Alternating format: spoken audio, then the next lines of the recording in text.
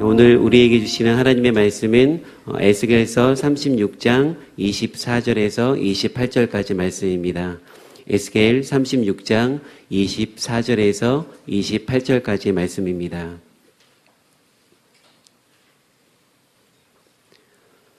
저와 여러분이 한 절씩 교독하시고 마지막 절은 한 목소리로 봉독하시겠습니다. 내가 너희를 여러 나라 가운데에서 인도하여 내고 여러 민족 가운데에서 모아 데리고 고국 땅에 들어가서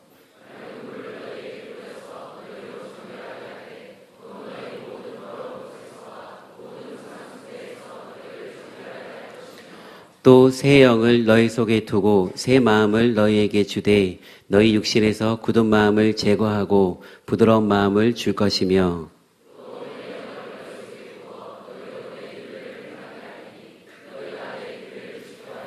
다시 읽겠습니다. 내가 너희 조상들에게 준 땅에서 너희가 거주하면서 내 백성이 되고 나는 너희 하나님이 되리라. 아멘.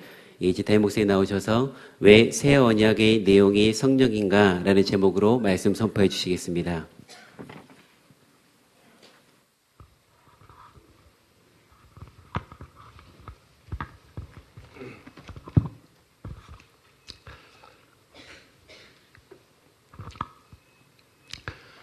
예, 저의 74번째 책이 나왔는데 제목이 특이합니다. 강남사는 이작굴 스타일 목사의 산소 같은 산행일기, 이런 제목인데 제가 이 책은 원래 주일날 소개를 안 할 생각이었어요.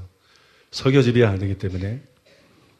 그런데 이 책을 만들면서 다시 한번 살펴보니까 책 내용도 굉장히 흥미진진하고 또 은혜스러운 말씀들이 곳곳에 녹아 들어가 있고, 그 다음에 결정적으로 이 목사가 책을 쓰는데 그냥 흥미 위주만 되면 안 되겠다 싶어서 마지막 때 자연스럽게 마지막 부분에 결정적인 간증을 집어넣어가지고 불신자도 흥미 위주로 읽다가 나중에 하나님이 살아계신 것을 발견할 수 있도록, 그렇게 전도용으로도 쓸 수 있도록 그렇게 의도적으로 만들었어요. 그래서 책을 만들면서 이거를 주일날 소개해도 문제가 없겠다, 그렇게 생각이 바뀌어서 소개를 하게 되었습니다. 문제는 가격인데 칼라 사진들이 굉장히 많이 들어가 있기 때문에 3만 원은 받아야 된다, 그런 보고를 받고 그러면 2만 5천으로 하자, 그렇게 가격을 임시적으로 책정했었는데 책을 만드는 과정에서 책 가격이 더 내려갈 수도 있다, 그런 보고를 받고 책 가격을 16,500원으로 정했어요. 왜 16,500원이냐면 10% DC를 법적으로 해줄 수 있기 때문에 10% DC하면 딱 15,000원이에요. 그래서 여러분, 이런 책이 칼라 사진이 앞부터 끝까지 다 들어가 있는데 이런 책이 15,000원이다. 이거 거저입니다. 이거 완전히 거저인데, 책이 금요일 밤에 나와서 벌써 한 200권 팔렸다 그러는데, 읽은 성도님들이 카페에 댓글을 몇 개 달았는데 제가 몇 가지만 소개해드리겠습니다. 사랑의 빛이라는 성도님이 책 읽다가 지하철 내릴 곳을 지났습니다. 영혼이 풍성해지는 산뜻한 책을 내주셔서 감사합니다, 이렇게 달았고요. 이사야라는 성도님이 산소 같으신 우리 목사님의 산행일기에 3번 떡실신이 됐습니다. 파격적인 가격의 떡실신, 실한 내용과 실물을 보는 듯한 사진의 떡실신, 눈도 가슴도 상쾌해지는 은혜의 떡실신, 목사님 짱입니다요, 뭐 이렇게 해놨는데, 그 다음에 아침에 카페에 들어가 보니까 하나님 사랑 알기, 이런 성도님이 아직 책 안 사신 분 진심으로 언능 사보세요. 그래서 언능 사세요. 읽을 거리 볼 거리는 둘째 치고라도 책 읽는 내내 목사님의 잔잔한 사랑과 따뜻함, 또 하나님께서 만드신 자연에 나타난 오묘함, 읽는 내내 마치 엄청난 영적인 책을 읽는 것처럼 영과 마음이 채워지고 따뜻해지고 위로받는 것을 느꼈습니다. 어찌 표현해야 할지, 게다가 보시면 아시겠지만 절대로 이 가격에 나올 수 없는 책이에요, 이렇게 꼬리말을 달았어요. 여러분, 엔간하면 사시기 바랍니다. 이렇게까지 광고를 하는데 엔간하면 사시기 바라고, 혹시 사정을 잘 모르는 분은 자기 책을 저렇게 나올 때마다 주일날 광고를 하는가, 돈에 굉장히 관심이 많은가 보다, 뭐 이래 생각할지 모르는데, 저는 인쇄를 따로 받지 않기 때문에, 책이 많이 팔린다 그래서 저에게 무슨 1월 한 장 경제적인 이득이 오는 건 아닙니다. 물론, 예전에 뉴질랜드 갈 때 책 저자들에게, 이렇게, 여행을 할 수 있게 출판사에서 법적으로 돼 있다 그래서 여러 해 전부터 저에게 그걸 사용하라 그랬는데 쓰지 않았는데 썼어요. 쓸 수밖에 없었던 이유가 돈이 없습니다. 어떤 사람들은 제가 교회 규모가 있으니까 돈 많은 줄 알아요. 근데 뭐 한 2주 전에도 우리 집사람이 통장이 마이너스다. 뭐 마이너스가 됐다. 또 마이너스 됐다가 저기 했다. 아니, 목사님 사례비 많이 받는데 왜 그렇습니까? 여러분 잘 아시는 대로 헌금을 열심히 하고, 헌금을 나름대로 열심히 하고, 또 가난한 가족들이나 친척들을 열심히 돕고, 그 나머지를 우리가 생활하다 보니까 뭐 어렵게 생활하지는 않아요. 뭐 어렵거나 쪼들리거나 그런 거는 전혀 없지만 뭐 저축할 수 있는 여력은 없어요. 저축할 수 있는 여력은 없고, 그래서 우리가 무슨 돈으로 해외여행을 한다든지 이런 거는 꿈도 꾸지 못합니다. 딴 사람들은 이해가 안 가겠지만 그게 실제 우리 가정의 형편이에요. 그래서 옛날에는 쓰지 않다가 이걸 빚을 내서 해외에 한번 갔다 오면 이건 계속 목회하는데도 지장이 된다. 그 스트레스가 되고 부담이 되고. 그래서 합법적인 거니까는 저자가 여행할 때 출판사에서 쓸 수 있는 것 정도는 써야 되겠다. 그래서 뭐 그렇게 하고 있습니다. 그거 외에 제가 개인적으로 뭐 돈을 받는 것이 전혀 없기 때문에 여러분 이해하시기 바랍니다. 이게 무슨 돈 벌기 위해서 책 장사하는 것이 책을 광고하는 게 아니기 때문에 그렇게 양해해 주시기를 바랍니다. 자, 그럼 우리 기도하겠습니다. 북한이 무너지도록 기도하겠습니다. 그 다음에 대통령을 위해서 기도하고 차기 대통령을 위해서도 기도해야 되겠습니다. 종북 좌파, 친북 좌파 가운데서는 절대로 대통령이 생기지 않게 하여 주시옵소서. 이 나라를 지켜 주시옵소서. 그 다음에 성전 건축을 위해서, 리모델링을 위해서 기도하겠습니다. 하나님의 은혜로 잘 진행이 되고 있지만 사람들을 겪으면 겪을수록 너무 불의하고 악한 사람들이 많습니다. 정말 내가 막 그런 생각이 다 들어요. 죄송한 말씀이지만 제가 부목사님들이랑 같이 있을 때는 그래. 대한민국. 이게 개들이 사는 나라지 이게 뭐 국민석이 이 모양이냐. 정치인이나 공무원들이나 주민들이나 목사들이나 이건 개들의 나라다. 알면 알수록 너무 썩었다. 교계도 사회 구석구석이 도대체 양심이라는 게 없다. 극단적으로 이기적이고 불의하고. 그래서 제가 그래요. 대한민국. 진짜 대한민국 맞습니다. 불신자들이 기독교를 개독교라 그러는데 개독교 맞습니다. 한국교회가 개독교화 됐어요. 목사들 하는 짓거리가, 교회들 하는 짓거리가, 교단들 하는 짓거리가 국민도 만만치 않아요. 정말 나는 이 나라를 대한민국이라고 생각해. 바뀌어야 됩니다. 국민들도 본성이 바뀌어야 되고 목사들도 교회도 바뀌어야 됩니다. 부끄럽기 짝이 없는 나라예요. 여러분 정말 우리가 기도해야 될 것은 그래도 살 길이 교회잖아요. 자연히 바뀌는 게 아니에요. 여러분 교회가 개혁되도록 기도하시기 바랍니다. 교회가 회복되도록 기도하시기 바랍니다. 한국교회가 개혁되도록, 한국교회가 회복이 될 수 있도록 그렇게 기도하시기 바랍니다.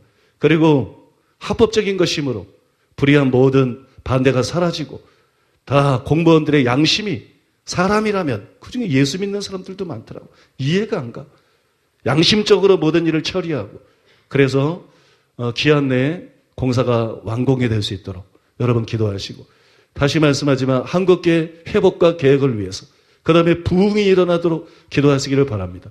단순히 우리나라가 우리 교회가 부흥하는 것이 아니라 한국 곳곳에서 부흥이 일어나도록 열방 곳곳에서 부흥이 일어나도록 우리는 크미든 교회를 위해서 존재하는 게 아니에요. 교회라는 것은 목사라는 것은 영혼들을 위해서 존재하는 것입니다. 누구를 통해서 어느 교회를 통해서 어디에서 부흥이 일어나든 많은 영혼들이 구원받으면 그것으로 족한 것입니다. 주님 이 땅을 불쌍히 여기시고 열방의 지옥으로 가는 수많은 영혼들을 불쌍히 여기시고 곳곳에서 부흥이 일어나게 하시고 수많은 영혼들이 구원받는 역사가 일어나게 하여 주시옵소서. 통성으로 기도하겠습니다. 자비로우시고 거룩하신 아버지 하나님, 아버지 하나님의 사랑과 은혜를 생각할 때 감사드리고 찬송드리고 찬양드립니다. 북한을 위해서 기도합니다. 북한의 악한 정권이 속히 무너지게 하여 주시옵소서.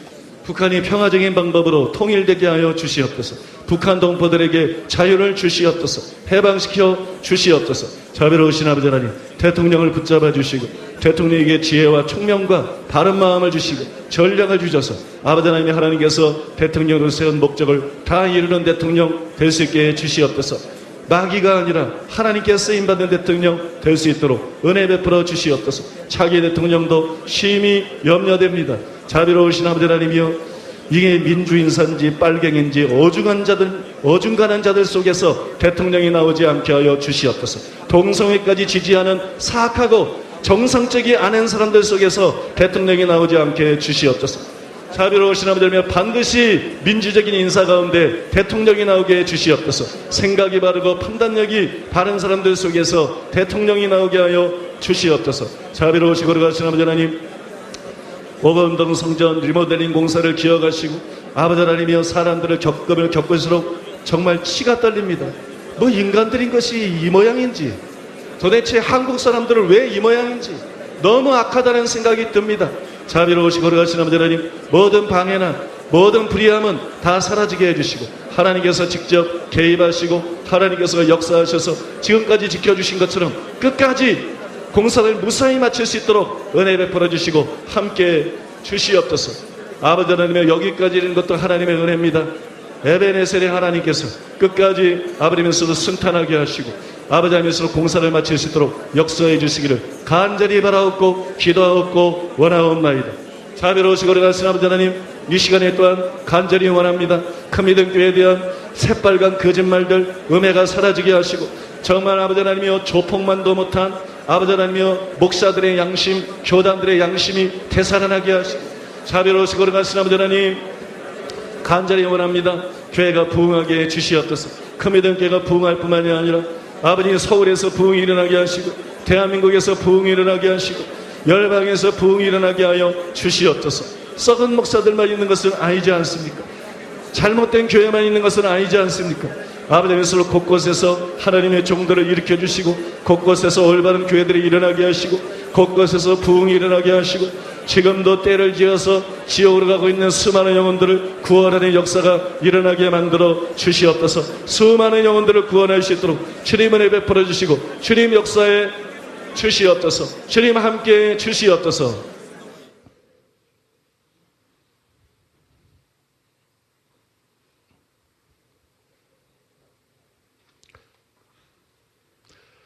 예, 오늘은 말씀의 제목을 왜 새 언약의 내용이 성령인가, 이런 제목으로 하나님의 말씀을 전하도록 하겠습니다. 성경에 보면 옛 언약이 나오고 또 새 언약이 나오죠. 새 언약에 대한 가장 대표적인 예언은 예레미야서에 기록되어 있습니다. 예레미야 31장 31절로 34절. 나 여호와가 말하노라. 보라, 날이 이르리니 내가 이스라엘 집과 유다 집에 새 언약을 세우리라. 나 여호와가 말하노라.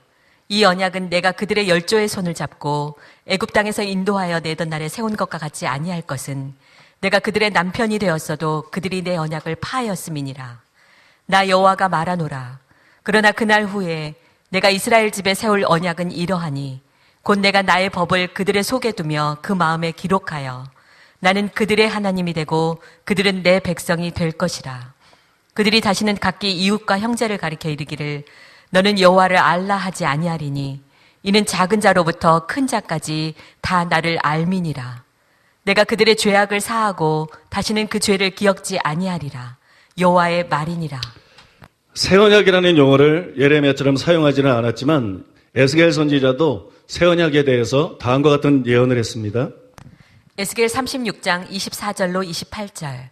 내가 너희를 열국 중에서 취하여 내고 열국 중에서 모아 데리고 고토에 들어가서 맑은 물로 너희에게 뿌려서 너희로 정결케 하되 곧 너희 모든 더러운 것에서와 모든 우상을 섬김에서 너희를 정결케 할 것이며 또 새 영을 너희 속에 두고 새 마음을 너희에게 주되 너희 육신에서 굳은 마음을 제하고 부드러운 마음을 줄 것이며 또 내 신을 너희 속에 두어 너희로 내 율례를 행하게 하리니 너희가 내 규례를 지켜 행할지라.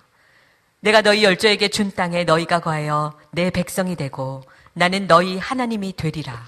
보통 새 언약하면 뭘 떠올리냐 그러면 예수님의 흘리신 피를 떠올립니다. 왜냐하면 예수님께서 친히 다음과 같이 말씀했기 때문이죠.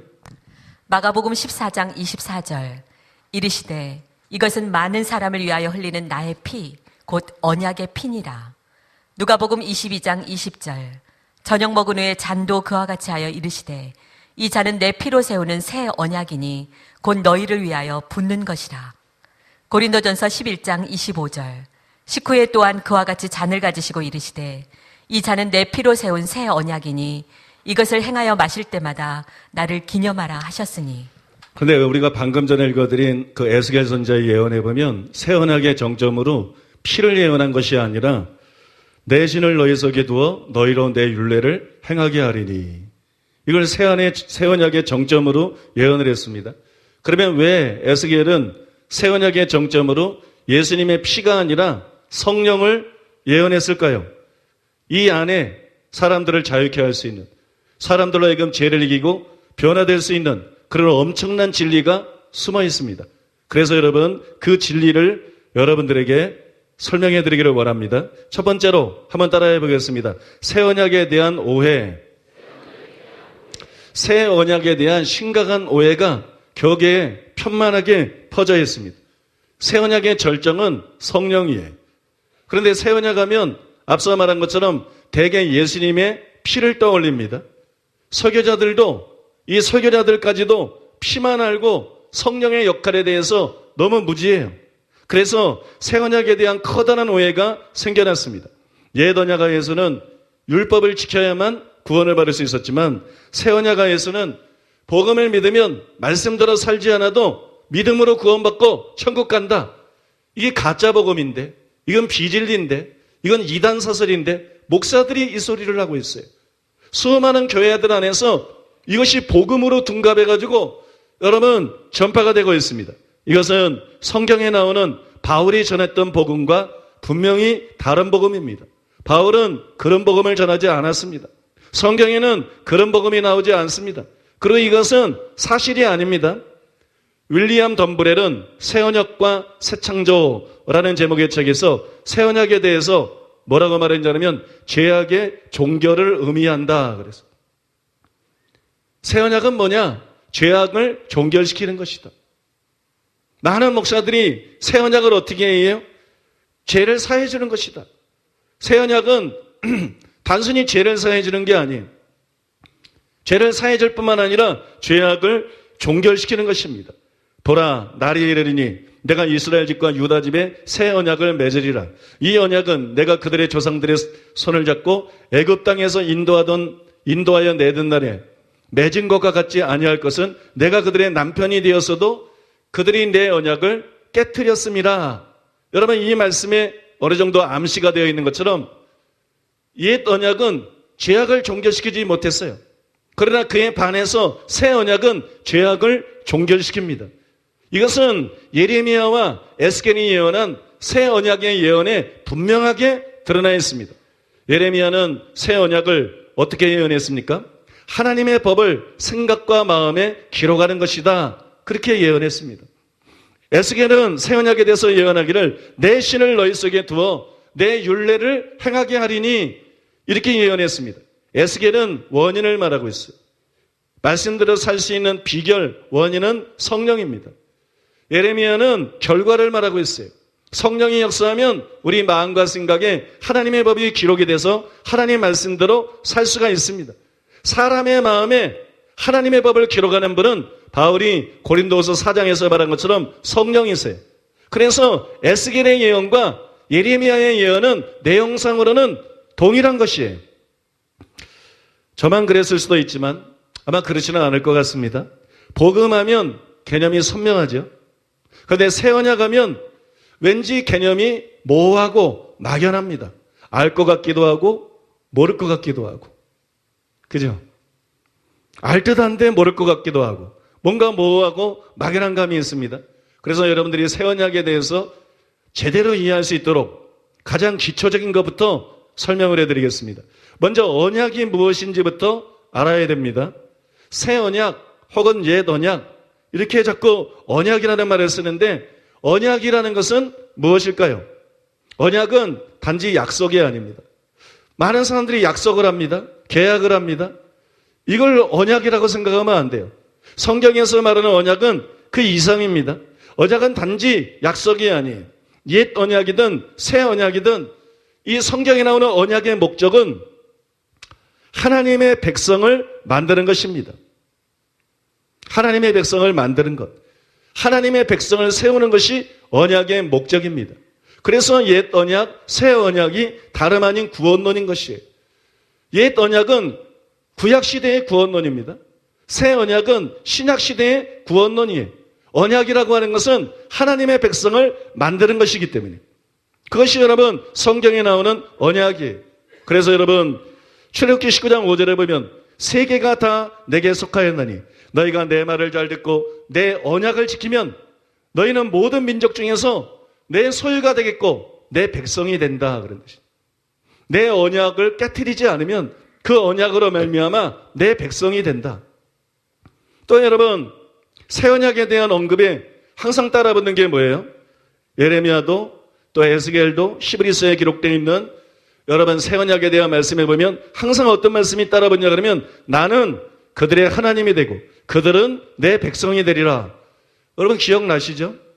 나는 그들의 하나님이 되고 그들은 내 백성이 되리라. 언약이라고 하는 것은 하나님께서 일단의 사람들을 자기 백성으로 만들기 위해서 세우는 것이에요. 그것이 여러분 성경에 나오는 언약이에요. 옛 언약이라는 것은 하나님께서 구약시대에 사람들을 자기 백성으로 만드는 방식인 것입니다. 새 언약이라는 것은 하나님께서 신약시대에 어떤 사람들을 자기 백성으로 만드는 방식인 것이 이것이 여러분 언약입니다. 그래서 언약이 뭔지를 아셔야 돼요. 이것이 언약인데 구약시대 사람들은 짐승을 잡아서 언약을 세웠습니다. 그 생생한 신뢰가 창세기 15장에 기록이 되어 있습니다. 거기에 보면 하나님께서 아브라함을 데리고 나가서 하늘의 뭇별들을 보여주시면서 내 자손이 이와 같으리라 이렇게 약속했어요. 아브라함이 이 말을 믿었습니다. 자기 몸이 죽은 것 같지만 사라의 태가 죽은 것 같지만 하나님의 약속을 믿었습니다. 그리고 하나님께서는 이 아브라함의 믿음을 의로 여겨주셨습니다. 하나님께서는 그때 또 이런 약속을 하셨습니다. 창세기 15장 7절 또 그에게 이르시되 나는 이 땅을 내게 주어 소유를 삼게 하려고 너를 갈대아인의 우르에서 이끌어낸 여호와니라. 여러분 이 말을 듣고 아브라함이 주 여호와여 내가 이 땅을 소유로 받을 것을 무엇으로 알리까 이렇게 되물었어요. 그러자 하나님께서 아브라함에게 명령하시기를 3년 된 암소, 3년 된 암염소, 3년 된 수염소, 순양 그리고 비둘기와 집비둘기, 산비둘기와 집비둘기 새끼를 가져오라 이렇게 명령했어요. 이 땅을 내가 하나님이 말씀한 대로 기업으로 얻을 걸 어떻게 알겠습니까? 뭘 통해서 그걸 알 수 있습니까? 아브라함이 질문했을 때 이것들을 가져오라 그랬어요. 왜냐 그러면 이 짐승들을 죽여서 아브라함과 언약을 세우기 위한 것이 내가 이 땅을 너와 네 후손에게 주겠다. 그거를 보증하는 언약을 세우기 위해서 이 짐승들을 가져오라 그런 것이 이것이 그 뒤에 나오는 말씀들에 보면 분명하게 나타나 있는데 여러분 필요한 부분만 인용해 드리겠습니다. 창세기 15장 10절 아브라함이 그 모든 것을 가져다가 그 중간을 쪼개고 그 쪼갠 것을 마주 대하여 놓고 그 새는 쪼개지 아니하였으며 창세기 15장 17절로 21절 해가 져서 어두울 때에 연기 나는 화로가 보이며 타는 횃불이 쪼갠 고기 사이로 지나더라. 그날에 여호와께서 아브람과 더불어 언약을 세워 이르시되 내가 이 땅을 애굽강에서부터 그 큰 강 유브라데까지 내 자손에게 주노니 곧 겐 족속과 그니스 족속과 감몬 족속과 헷 족속과 브리스 족속과 르바 족속과 아모리 족속과 가나안 족속과 기르가스 족속과 여부스 족속의 땅이니라 하셨더라. 여러분 하나님께서 가져오라는 양이나 염소, 산비둘기, 집비둘기, 산비둘기, 집비둘기는 너무 작아서 제해놓고 나머지는 어떻게 했어요? 둘로 쪼갰어요. 거기에 밤중에 하나님께서 오셔서 그 횃불 사이로 지나가십니다. 그 쪼갠 짐승들 사이로 지나가십니다. 그런데 여러분 그 뒤에 보면 뭐라고 나와 있느냐? 그날에 여호와께서 아브라함과 더불어 언약을 세워 이르되, 그러면서 그 땅을 그 자손들에게 줄 것이라고 다시 한번 말씀하십니다. 이것이 언약이에요. 이렇게 짐승을 잡아서 언약을 세웠어요. 이와 비슷한 말씀이 예레미야서에도 나타납니다. 예레미야 34장 18절. 송아지를 둘로 쪼개고 그 두 조각 사이로 지나매 내 앞에 언약을 맺었으나. 송아지를 둘로 쪼개고 그 두 조각 사이로 지나매 내 앞에 언약을 맺었으나. 여러분, 구약시대 때는 이처럼 짐승을 잡아서 언약을 세웠어요. 하나님도 사람들을 자기 백성으로 삼기 위해서 언약을 세우시는데, 이 언약을 세우실 때 짐승을 잡아서, 바꿔 말해서 피로 언약을 세웁니다. 언약은 하나님의 백성을 만들기 위한 것이에요. 그런데 하나님의 백성을 만들 때 하나님께서 반드시 동원하시는 게 뭐냐? 반드시 사용하시는 게 뭐냐? 그것이 피라는 것이. 피로 언약을 세운다. 옛 언약도 피로 세워졌고 새 언약도 피로 세우는 것입니다. 피가 없으면 언약이 형성이 안 돼요. 피가 없으면 구약시대 때에도 구원을 받을 수가 없어요. 피가 아니면 신약시대 때에도 단 한 사람도 구원받을 수 없어요. 선행으로 구원받을 수 있는 것이 아니라는 것입니다. 예수님의 피로 구원을 받는다는 것이에요. 여러분, 실제로 하나님은 옛 언약을 피로 세우셨습니다. 출애굽기 24장 4절로 8절. 모세가 여호와의 모든 말씀을 기록하고 이른 아침에 일어나 산 아래에 제단을 쌓고 이스라엘 12지파대로 12기둥을 세우고 이스라엘 자손의 청년들을 보내어 여호와께 서로 번제와 화목제를 드리게 하고, 모세가 피를 가지고 반은 여러 양푼에 담고 반은 제단에 뿌리고 언약서를 가져다가 백성에게 낭독하여 듣게 하니 그들이 이르되 여호와의 모든 말씀을 우리가 준행하리이다. 모세가 그 피를 가지고 백성에게 뿌리며 이르되 이는 여호와께서 이 모든 말씀에 대하여 너희와 세우신 언약의 피니라. 히브리서 9장 18절로 21절. 이러므로 첫 언약도 피 없이 세운 것이 아니니 모세가 율법대로 모든 계명을 온 백성에게 말한 후에 송아지와 염소의 피 및 물과 붉은 양털과 우슬초를 취하여 그 두루마리와 온 백성에게 뿌리며 이르되 이는 하나님이 너희에게 명하신 언약의 피라 하고, 또한 이와 같이 피를 장막과 섬기는 일에 쓰는 모든 그릇에 뿌렸느니라. 여기 말씀해 보면 옛 언약을 뭐로 세웠습니까? 두 군데나 나오죠. 피로 세우셨어요. 이러므로 첫 언약도 피 없이 세운 것이 아니니, 첫 언약, 옛 언약은 피로 세워졌습니다. 또 하나님은 새 언약도 피로 세우셨어요. 이것은 예수님이 말씀한 다음 구절들에 분명하게 나타나 있습니다. 마가복음 14장 24절. 이르시되 이것은 많은 사람을 위하여 흘리는 나의 피, 곧 언약의 피니라. 누가복음 22장 20절. 저녁 먹은 후에 잔도 그와 같이 하여 이르시되 이 잔은 내 피로 세우는 새 언약이니 곧 너희를 위하여 붓는 것이라. 여러분, 이 말씀은 여러분도 아시겠지만 예수님께서 최후의 만찬 때 하신 말씀입니다. 최후의 만찬 때 하신 말씀은 네 가지로 성경 안에서 전해 내려옵니다. 그런데 두 가지로 대별할 수가 있습니다. 마태판과 마가판은 거의 내용이 똑같습니다. 그 다음에 누가판과 바울판은 내용이 유사합니다. 바울도 고린도전서 11장에서 최후의 만찬의 그 말씀, 성찬식에 대한 말씀을 쓰고 있죠. 최후의 만찬은 예수님께서 자신의 죽음의 의미를 하나의 극으로 보여준 것이에요. 자신의 죽음의 의미를 단순히 말씀으로 말하지 않고 연극을 보여주는 것처럼, 어떤 극을 보여주는 것처럼 그걸 통해서 자신의 죽음의 의미를 표현한 것입니다. 그래서 여러분, 최후의 만찬에 나오는 모든 것들은 상징적인 것이에요. 극이기 때문에. 우선 만찬의 시점이 언제입니까? 6월절입니다. 6월절에 최후의 만찬을 했어요.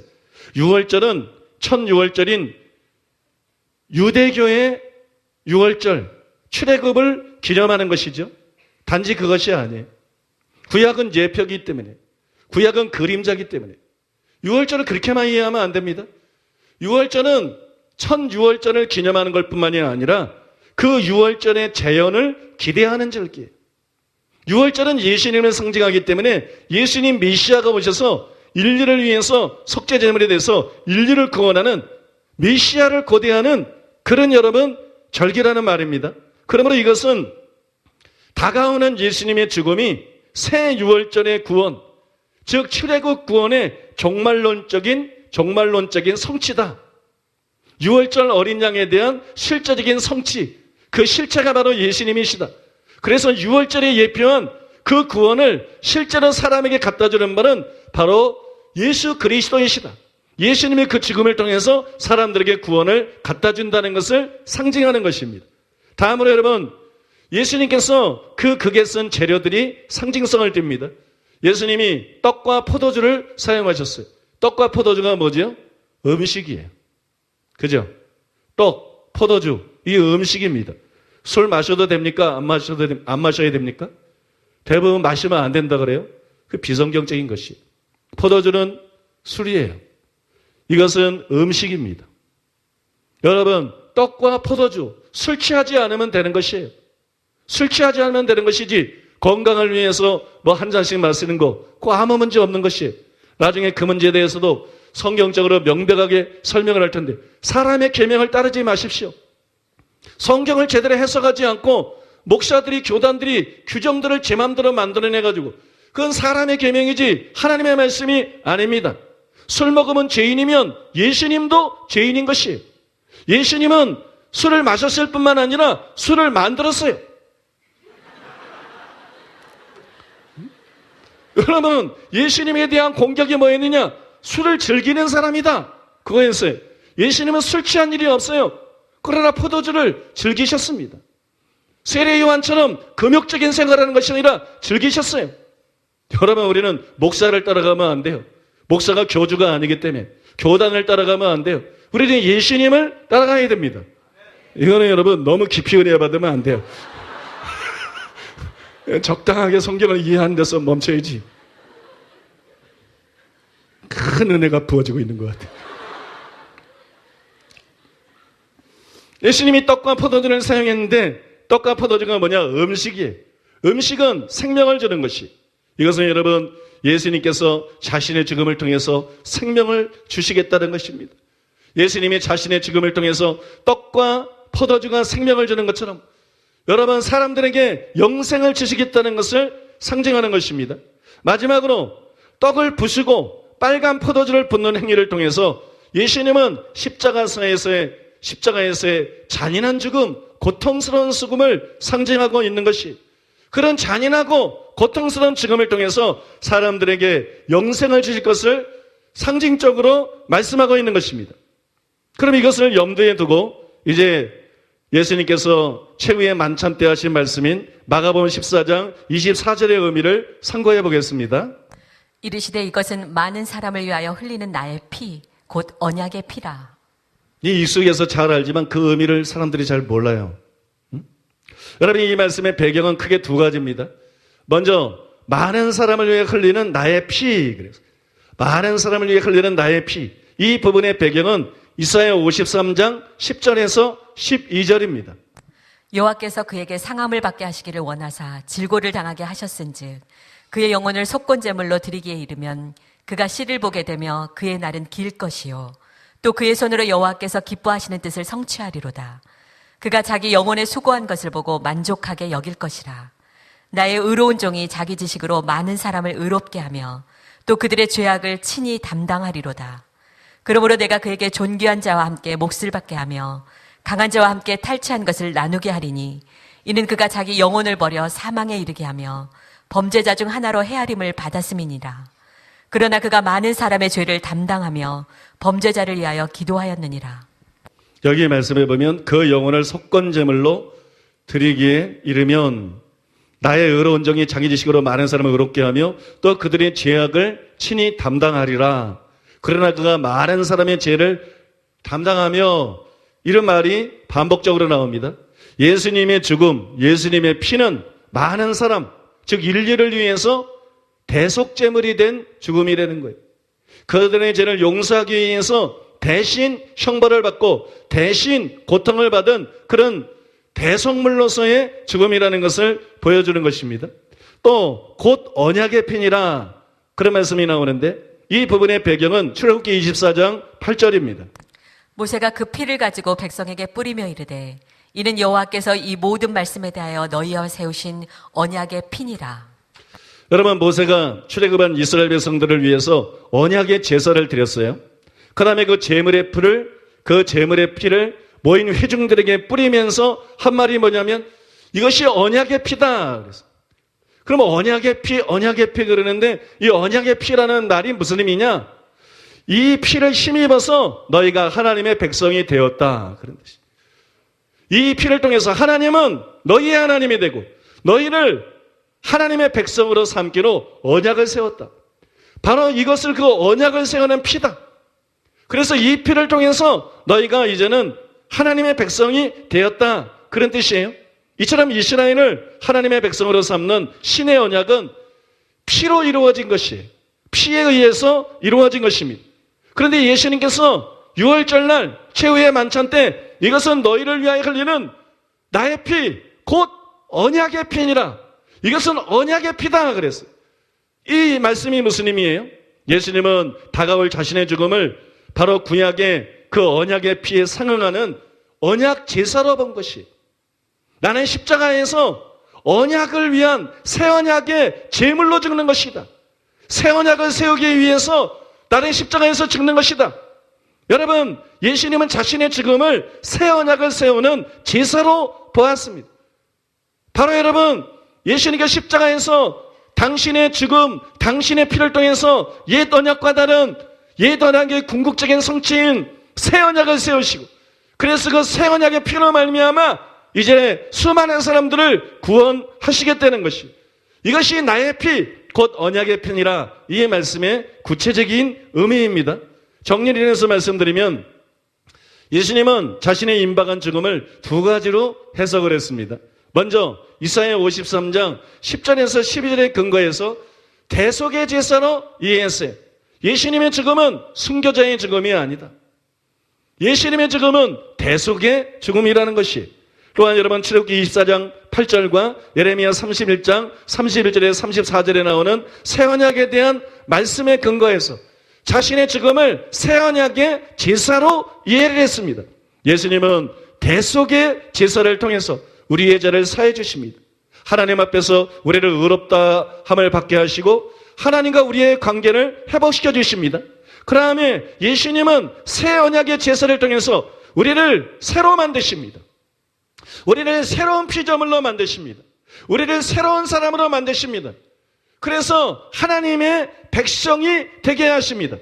신의 언약을 통해서 아브라함과 이삭과 야곱의 자손들이 하나님의 백성이 되었던 것처럼 새 언약을 통해서 새 언약의 피인 예수님의 죽음을 통해서 이방인까지 포함해서 모든 믿는 사람들이 하나님의 새로운 백성이 되는 거예요. 이제는 이스라엘이 하나님의 백성이 아니고 이제는 믿는 자들이 예수님의 죽음으로 말미암아 하나님의 새로운 백성이 되는 것입니다. 여러분 믿으십니까? 그런데 이것이 새 언약인데 우리가 이러한 새 언약을 생각할 때 절대 간과하면 안 되는 것이 있습니다. 그것은 새 언약은 피가 전부가 아니다. 이것이에요.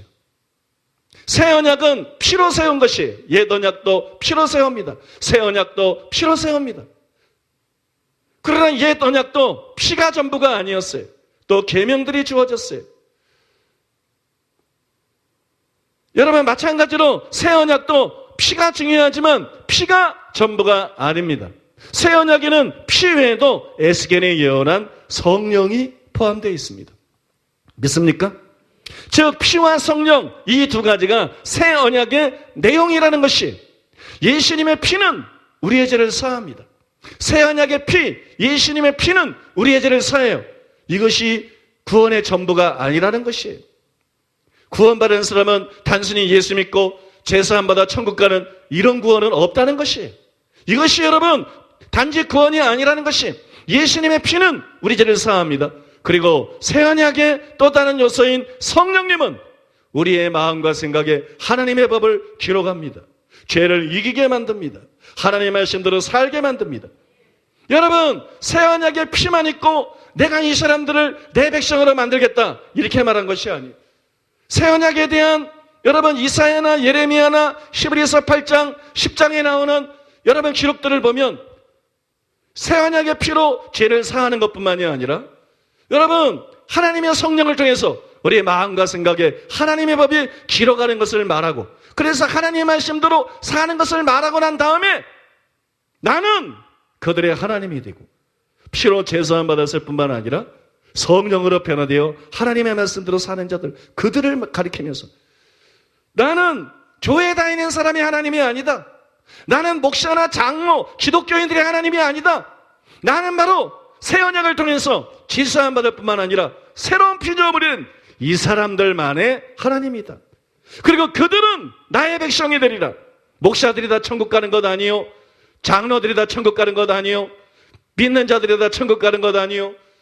복음을 제대로 깨닫고 제대로 믿어서 지사함 받을 뿐만 아니라 여러분 성령으로 말미암아 새로운 피조물 된 그 사람들은 내 백성이 되리라. 이게 새 언약인 것이. 믿습니까? 그런데 왜 새 언약을 말할 때 피만 생각하느냐? 왜 새 언약을 말할 때 성령을 간과하느냐? 여러분 그렇기 때문에 오리에 빠지는 것이 여러분 우리는 새 언약의 요소가 두 가지가 있다는 걸 알아야 돼요. 예수님이 말씀한 새 언약에 피가 있을 뿐만 아니라 에스겔이 예언한 성령이 있다는 것을 잊지 말아야 됩니다. 디도서 2장 14절에 보면 이런 말씀이 나옵니다. 그가 우리를 대신하여 자신을 주시면 모든 불법에서 우리를 속량하시고 우리를 깨끗하게 하사 선한 일을 열심히 하는 자기 백성이 되게 하려 하심이라. 예수님이 우리를 대신해서 자신을 주셨어요. 십자가에 달리셨습니다. 십자가에서 죽으셨어요. 무엇을 위해서입니까? 단순히 우리 죄를 사하는 것이 아니라 선한 힘에 열심하는 친백성을 만들기 위해서다. 여러분 단순히 제사함만 받은 하나님의 백성은 없다는 것이에요. 하나님의 백성이라면 성령을 통해서 변화되어서 선한 일에 열심히 한다는 것이에요. 이것이 여러분 에베소 2장 10절에 나오는 바울의 진설과 정확히 일치하는 것 아닙니까? 너희는 그리스도 안에서 선한 일을 위하여 새로 지으심을 받은 자니. 이게 기독교입니다. 이게 그리스도인들입니다. 믿습니까? 목사들 중에 기독교인이 아닌 사람이 수없이 많은 시대를 우리는 살아가고 있습니다. 총회장들 중에도 초대형교회 목사들 중에도 신학 교수들 중에도 허다한 장로들과 권사들, 안수집사 중에도 기독교인이 아닌 사람들이 너무나 많은 시대를 살아가고 있습니다. 기독교는 세상의 빛입니다. 기독교는 세상의 서겁입니다. 한국교회는 개독교라 불립니다. 내가 경험한 한국교회는 실제로 기독교가 아니라 개독교의 모습입니다. 왜 그렇습니까? 복음을 오해한 것이에요. 새 언약을 오해한 것이에요. 그냥 예수님의 피만 믿으면 제사함 받고 천국 간다는 거짓말에 속은 것이에요. 루터에게 속은 것이에요. 한 번 구원은 영원한 구원이라는 비성경적인 잘못된 이론인 칼빈에게 속은 것이에요. 성경에 주의하지 않은 것입니다. 예수님은 나더러 주의하는 자마다 천국에 다 들어갈 것이 아니요 다만 하늘에 계신 내 아버지의 뜻대로 하는 자라야 들어가리라 말씀했습니다. 다른 방법은 없습니다. 여러분 복음을 제대로 이해하시고 제사함 받을 뿐만 아니라 성령으로 새롭게 되시기를 바랍니다. 성령으로 죄를 이기고 하나님의 말씀대로서는 하나님의 진정한 백성들이 되기를 예수님의 이름으로 축복합니다. 두 번째로 오늘 두 번째까지만 살펴보겠습니다. 따라해 보겠습니다. 옛 언약이 폐해진 이유. 새 언약에 대한 오해에 대해서 먼저 다뤘습니다. 그 다음에 옛 언약이 폐해지고 새 언약을 하나님께서 세우셨는데 그럼 옛 언약은 구약시대 때 내내 수천 년 동안 있던 옛 언약을 왜 하나님께서 폐하셨느냐 그 이유를 좀 살펴볼 필요가 있습니다. 예수님이 새 언약을 세우시기 전에는 옛 언약이 있었습니다. 구약시대의 사람들은 옛 언약을 통해서 구원을 받았습니다. 그렇다면 옛 언약과 새 언약의 차이는 무엇일까요? 왜 하나님은 옛 언약을 폐하시고 새 언약을 세우신 것일까요? 가장 큰 이유는 여러분도 잘 아시겠지만 옛 언약은 예표와 그림자예요. 옛 언약은 실체가 아닙니다. 상징입니다. 예표입니다. 예언입니다. 새 언약은 실체입니다. 11서 기자는 그걸 참 형상이다 그랬어요. 그림자에 반대되는 참 형상이다. 그림자를 보면 이게 사람인지 동물인지 새인지 알 수 있어요.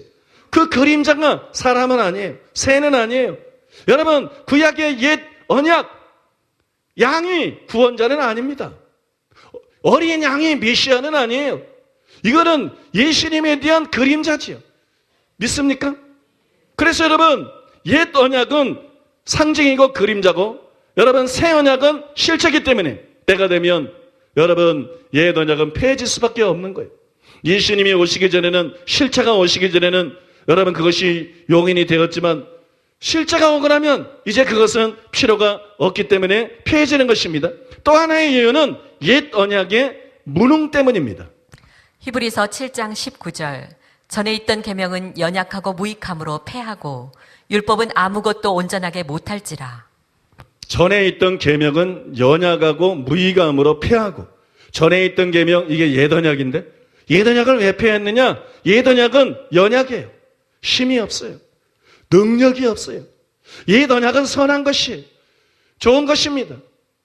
그런데 옛 언약은 힘이 없어요. 무력합니다. 그래서 무익합니다. 쓸모가 없어요. 그래서 폐해졌습니다. 이것이 우리가 꼭 알아야 될 새 언약과 옛 언약의 중요한 차이점이라는 것이, 옛 언약은 무능하고 새 언약에는 능력이 있습니다. 히브리서 7장 22절. 이와 같이 예수는 더 좋은 언약의 보증이 되셨느니라. 여러분, 여기서 새 언약을 더 좋은 언약이라고 말하고 있어요. 왜 새 언약은 옛 언약보다 좋은 언약입니까? 왜 새 언약이 더 좋습니까? 그것은 여러분, 옛 언약과 달리 새 언약은 무능하지 않기 때문이에요. 새 언약에는 능력이 있기 때문입니다.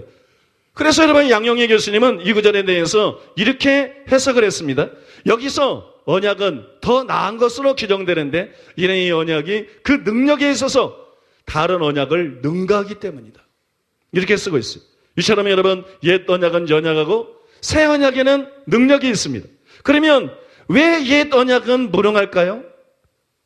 왜 성경은 옛 언약이 연약하다고 말할까요? 그리고 구체적으로 어떤 의미에서 새 언약에는 옛 언약이 가지지 못한 능력을 갖고 있을까요? 우리가 이 점을 살펴봐야 되겠습니다. 두 가지로 정리해서 설명해 드리겠습니다. 첫째로 따라해 보겠습니다. 옛 언약의 짐승의 피는 죄를 덮기만 하지만, 새 언약의 그리스도의 피는 죄를 없애버린다. 여러분, 짐승의 피는 사람의 죄를 덮어줄 뿐이지 그 죄를 없애지 못합니다. 히브리서 10장 1절로 4절. 율법은 장차 올 좋은 일의 그림자일 뿐이요 참 형상이 아니므로 해마다 늘 드리는 같은 제사로는 나오는 자들을 언제나 온전하게 할 수 없느니라.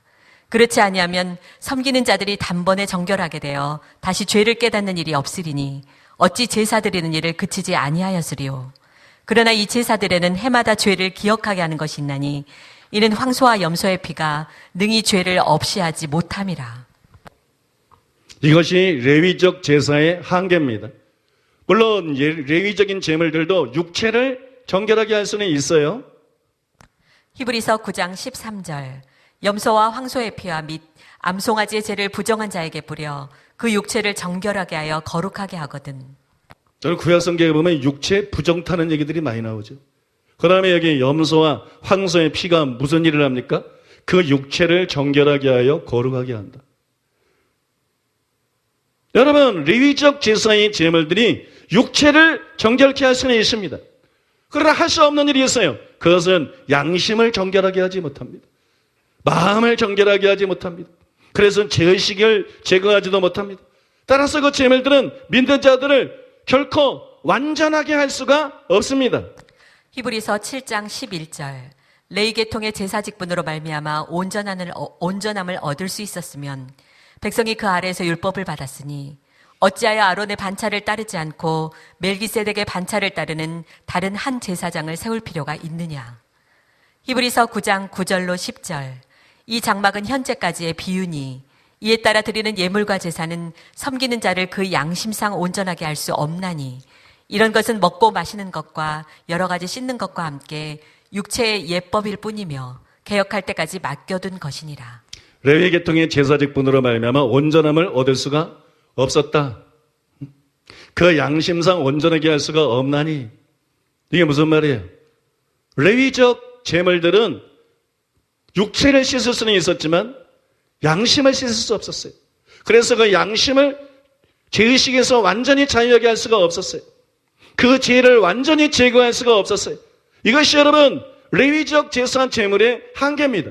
레위적 제사들의 기능은 죄를 없애는 것이 아니라 여러분 성경에 나와 있는 것처럼 해마다 죄를 기억나게 하는 것이, 죄를 잊어버리게 만드는 게 아니에요. 해마다 죄를 기억나게 만드는 것이, 이스라엘이 속죄일의 제사를 드린 것은 죄를 제거하기 위해서입니다. 죄를 제거할 필요가 있었기 때문에 제사를 드린 것이, 그러나 그 제물들은 해마다 죄를 제거한 것이 아니라 죄를 기억나게 했습니다. 죄를 상기시켰습니다. 그 이상의 역할을 할 수가 없었어요. 죄를 덮을 수는 있었지만 이 죄를 완전히 제거할 수는 없었습니다. 완전히 처리할 수는 없었어요. 왜냐 그러면 그것이 짐승의 피이기 때문이에요. 그것이 짐승의 피의 한계입니다. 메시아가 올 때까지, 실체가 올 때까지 그들의 죄를 덮을 수 있습니다. 잠정적인 용서를 갖다 줄 수 있습니다. 그러나 진정한 용서는 갖다 줄 수가 없어요.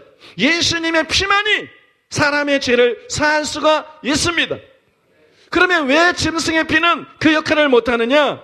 여러분, 사람은 만물의 영장입니다. 사람은 짐승과 차원이 다릅니다. 짐승의 가치와 사람의 가치가 다르다는 말입니다. 하나님의 모양과 형상대로 지음받음으로써 이성과 자유의지와 도덕적인 책임감을 가진 존재인 같은 사람이 아니면 사람이 이 사람을 위한 대속물로 충분하지가 못하다는 것이, 불충분하다는 것이에요. 그래서 예수님이 사람이 되신 것이에요. 대속이라는 것은 교환입니다. 대속이라는 것은 교체예요. 교환을 하려고 그러면 서로 가치가 같아야 교환할 수 있는 것이에요. 짐승과 사람을 교환할 수는 없다는 말이에요. 그래서 짐승의 피로는 사람의 죄가 완전히 제거되지가 않는다는 말입니다. 그래서 여러분, 짐승의 피는 죄를 덮어줄 수는 있어도 없앨 수는 없었습니다. 그러나 새 언약의 피인 예수님의 피는 다르다는 것이에요. 히브리서 9장 13절로 14절. 염소와 황소의 피와 및 암송아지의 죄를 부정한 자에게 뿌려 그 육체를 정결하게 하여 거룩하게 하거든. 하물며 영원하신 성령으로 말미암아 흠없는 자기를 하나님께 드린 그리스도의 피가 어찌 너희 양심을 죽은 행실에서 깨끗하게 하고 살아계신 하나님을 섬기게 하지 못하겠느냐. 베드로전서 1장 18절로 19절. 너희가 알거니와 너희 조상이 물려준 헛된 행실에서 대속함을 받은 것은 은이나 금같이 없어질 것으로 된 것이 아니요 오직 흠없고 점없는 어린 양 같은 그리스도의 보배로운 피로 된 것이니라. 예수님의 피는 능히 죄를 없앨 수가 있습니다. 왜 그러냐? 예수님은 사람이 되셨어요. 하나님이 사람의 죄를 위한 대속 제물이 돼서 사람의 죄를 없애기 위해서, 사하기 위해서 하나님께서 사람이 되었습니다. 그 다음에 왜 석가모니는 사람을 구원할 수가 없습니까? 왜 마호메트는 사람을 구원할 수가 없습니까? 왜 공자나 맹자나 문선명이나 박대선이나 그 누구라도 사람을 구원할 수 없습니까? 왜냐 그러면 인간은 다 죄인이기 때문에. 인간이 죽으면 자기 죄 때문에 죽은 것이지 다른 사람을 위해 죽은 게 아닙니다. 인간은 다 죄인이에요. 천지 창조 이후로 예수님이 재림할 때까지 그 어떤 인간도 다른 사람을 위한 대속제물이 될 수가 없습니다. 또 인간과 인간의 가치는 같습니다. 인간이 제물이 되려고 그러면 100명을 구원하려고 그러면 100명을 십자가에 달아야 됩니다. 10,000명을 구원하려고 그러면 10,000명을 십자가에 못 박아야 됩니다. 100만 명을 구원하려면 100만 명을, 그것도 죄가 하나도 없는 의인을. 그런데 10,000명, 100만 명, 1,000만 명은커녕 죄가 없는 의인은 단 한 사람도 없어요.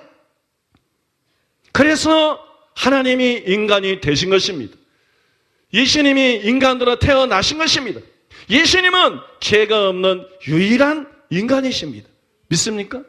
여러분, 그런 고민해 보셨죠? 예수님 혼자 십자가에 달려 들어가셨는데 왜 한 사람이 죽었다고 해서 믿는 자는 전체 인류라도 구원받을 수가 있는가? 믿는 자는 숫자에 상관없이 구원받을 수가 있는가? 하나 가져갔으면 하나를 구원해야지. 아까 말씀드렸죠? 짐승의 피가 왜 죄를 사하지 못합니까? 짐승은 사람보다 열등하기 때문입니다. 예수님은 한 분이 돌아가셨는데 왜 인류의 죄를 사할 수가 있습니까? 예수님은 하나님이시기 때문입니다. 예수님은 대속제물이 되기 위해서 태어나신 하나님이시기 때문입니다. 예수님의 가치는 전 인류를 능가하기 때문입니다. 예수님의 가치는 전 우주를 능가합니다. 우주 다 합해봤자 피조물입니다. 예수님은 창조주이십니다. 그러므로 여러분, 예수님의 피는 전 인류의 죄를 사하고도 남는 것이, 누구든지 예수님을 믿으면 죄사함을 받을 수가 있는 것입니다. 구원을 받을 수가 있는 것입니다. 그래서 여러분, 시브레스 기자는 황소와 염소의 피가 능히 죄를 없이 하지 못한다 밝힌 시브레스 10장 같은 장의 뒷부분에서 새 언약에 관해서 이렇게 기록하고 있는 것입니다. 히브리서 10장 15절로 18절. 또한 성령이 우리에게 증언하시되 주께서 이르시되 그날 후로는 그들과 맺을 언약이 이것이라 하시고 내 법을 그들의 마음에 두고 그들의 생각에 기록하리라 하신 후에 또 그들의 죄와 그들의 불법을 내가 다시 기억하지 아니하리라 하셨으니 이것들을 사하셨은즉 다시 죄를 위하여 제사 드릴 것이 없느니라. 이것은 새 언약에 대한 기술이에요. 새 언약에 대한 기술. 죄를 없이 하는 점에 있어서 어떻게 새 언약이 옛 언약처럼 무능하지 않고 옛 언약처럼 연약하지 않고 능력이 있는지를 보여주는 것이에요. 죄를 처리하는 데 있어서 예수님의 피가 새 언약이 얼마나 능력이 있는가. 여러분, 찬송가 가사에 보면 주의 보혈 능력이 있도다, 주의 피 믿으오, 이런 찬송이 있어요. 그런 가사가 있습니다. 여러분, 주의 보혈에는 능력이 있습니다. 염소의 피에 없는 능력이 있습니다. 황소의 피에 없는 능력이 있습니다. 양의 피에 없는 능력이 있습니다. 구약시대 때 얼마나 많은 염소가 죽었습니까? 얼마나 많은 황소가 죽었습니까? 얼마나 많은 양들이 죽었습니까? 그들의 피를 모으면 한강물이 차고 넘칠 것입니다. 서울에 피의 홍수가 날 것입니다. 그 모든 피보다 능력 있는 것이 예수님께서 십자가에서 흘리신 그 피의 한 방울인 것입니다.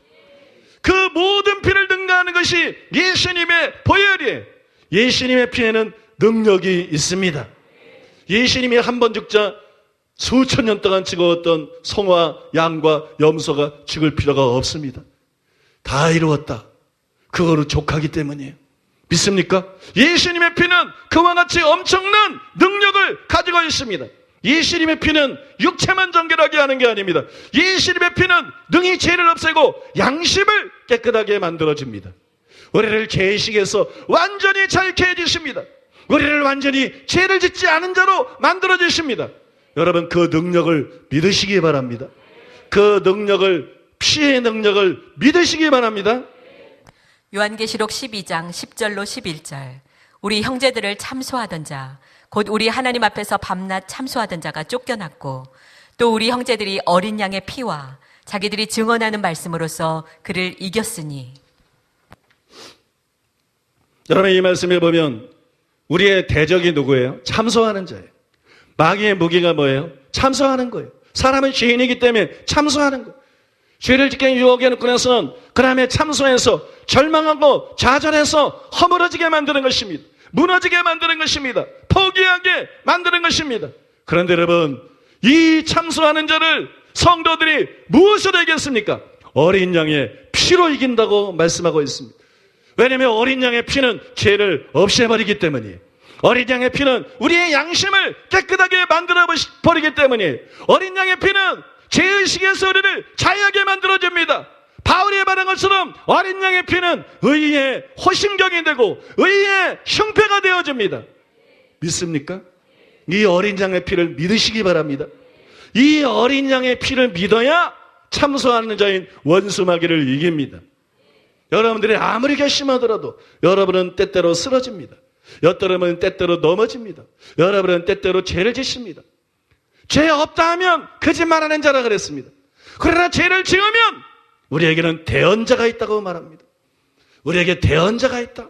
우리에게 대언자가 있는 이유는 다시는 죄를 범치 않게 하려 함이라. 그 대언자의 피의 공로를 의지하고 원수 마귀가 너는 죄인이다, 너 같은 인간이 어떻게 새로워질 수 있느냐, 네가 무슨 자격이 있느냐, 내가 무슨 목사냐, 내가 무슨 장로냐, 내가 무슨 치유사역을 하느냐? 너 같은 것이 무슨 예언사역을 하느냐? 참소해서 우리를 무너뜨리려고 합니다. 그러나 여러분, 보혈의 능력을 믿으시기 바랍니다. 보혈의 능력을 믿으십시오.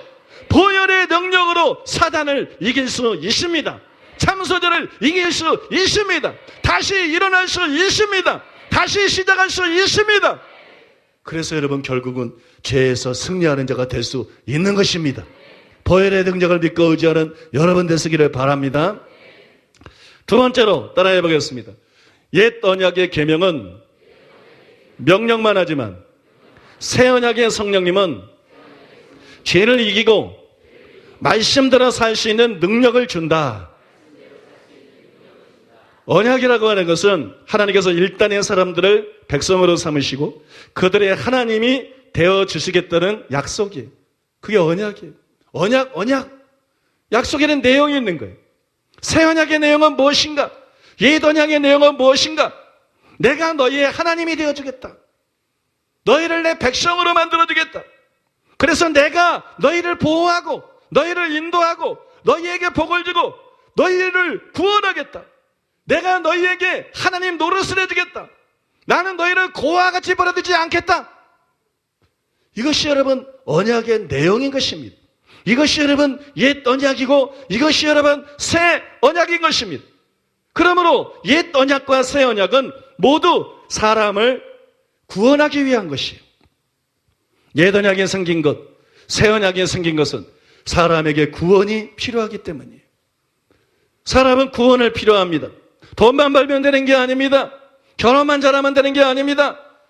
여러분 성공하면 끝난 게 아닙니다. 아무 소용이 없습니다. 대통령이 되었든 재벌이 되었든 대학자가 되었든 인기 연예인이 되었든 아무 소용이 없습니다. 다 헛것입니다. 사람은 구원을 필요로 합니다. 돈 때문에 돈 벌겠다고 주일날 교회 안 나오는 사람이 있어요. 어리석기 짝이 없는 사람입니다. 사람에게 가장 필요한 것은 돈이 아닙니다. 사람에게 가장 필요한 것은 구원입니다.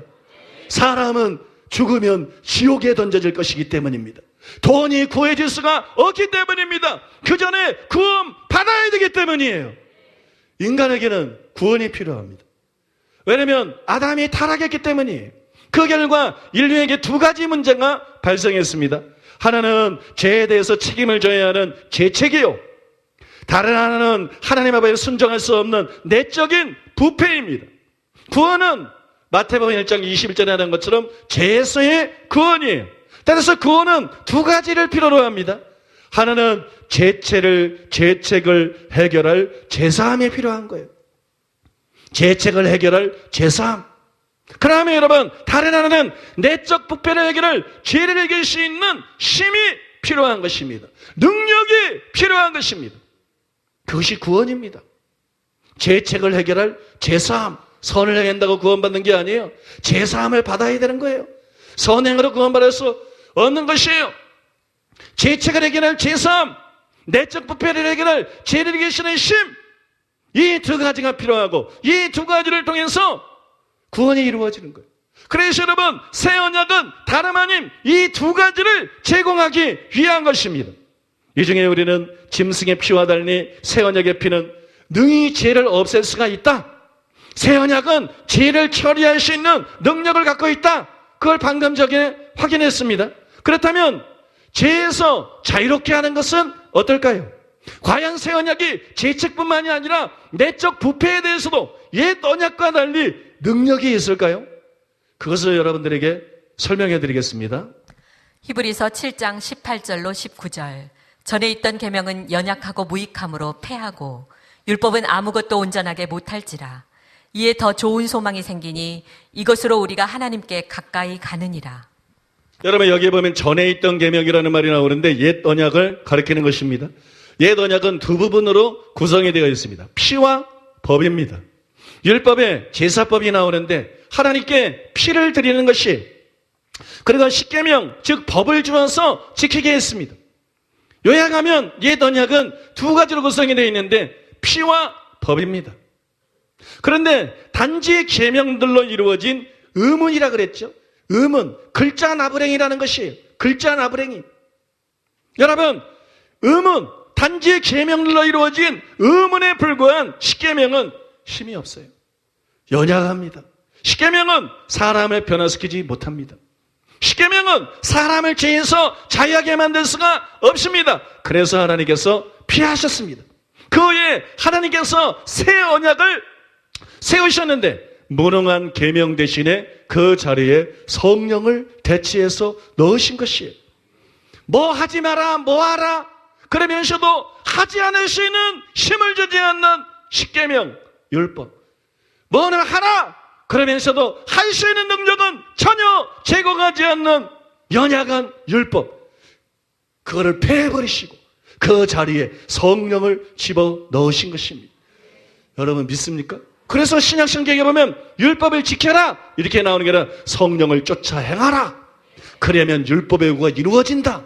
내가 율법을 지키려고 그래서 율법을 지키는 것이 아니고 성령을 쫓아 행하면 율법을 지킬 수 있게 된다. 율법은 폐해졌고 성령이 그 율법의 말씀을 우리의 마음과 생각에 기록해서 실제로 살아낼 수 있도록 하나님의 능력으로 오셨기 때문에 여러분 그렇게 말씀하고 있는 것입니다. 그래서 여러분 하나님께서는 우리로 하여금 새 언약을 통해서 죄를 이기고 승리하는 삶을 살 수 있게 하신 것입니다. 에스겔 36장 27절 또 내 영을 너희 속에 두어 너희로 내 율례를 행하게 하리니 너희가 내 규례를 지켜 행할지라. 여러분 이것을 바울은 로마서에서 조금 다르게 이렇게 표현을 했습니다.